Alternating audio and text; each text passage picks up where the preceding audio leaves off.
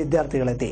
വിദ്യാലയത്തിലെ NCC കേഡറ്റുകളുടെ ആഭിമുഖ്യത്തിൽ സ്നേഹസ്പർശം എന്ന പേരിൽ സ്നേഹവിരുന്ന് സംഘടിപ്പിക്കുകയായിരുന്നു. കാഴ്ചകളുടെ വസന്തം അന്യമായി കഴിയുന്നവർക്ക് സ്നേഹത്തിന്റെ വെട്ടം നിറയെ നൽകിയാണ് വാഴക്കാട് ഗവൺമെന്റ് ഹൈസ്കൂളിലെ NCC കേഡറ്റുകൾ എത്തിയത്. ഇവിടെ അന്തേവാസികൾക്കൊപ്പം കളി പറഞ്ഞും അവരിലൊരാളായും ഓരോരുത്തരും ഇഴുകിച്ചേർന്നു.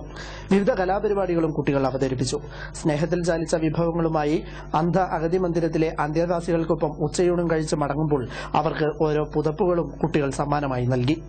ഇവരോട് കൂടെ കുറെ കലാപരിപാടികളും പിന്നെ അവരോടൊപ്പം ഭക്ഷണം കഴിച്ചും അങ്ങനെയൊക്കെ ഞങ്ങൾ സമയം ചെലവഴിക്കുകയാണ്.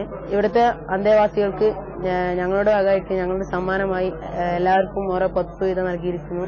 ഇത്തരം സഹവാസ പരിപാടികൾ മന്ദിരത്തിലെ അന്തേവാസികൾക്ക് നൽകുന്ന ഊർജ്ജവും പ്രചോദനവും ചെറുതല്ലെന്ന് മാനേജർ K. അബ്ദുൾ അസീസ്.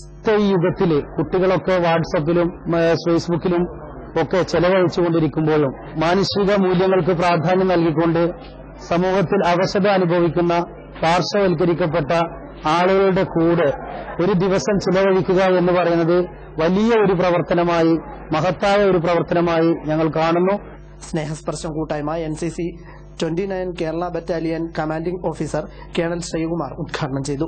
മന്ദിരത്തിന്റെ പരിസരം കാടുവെട്ടി തെളിയിച്ചതടക്കമുള്ള NCC കേഡറ്റുകളുടെ പ്രവർത്തനങ്ങൾക്ക് പ്രധാനാധ്യാപകൻ P. Bhaskaran, PTA president Machingal Muhammad Kutty എന്നിവർ നേതൃത്വം നൽകി.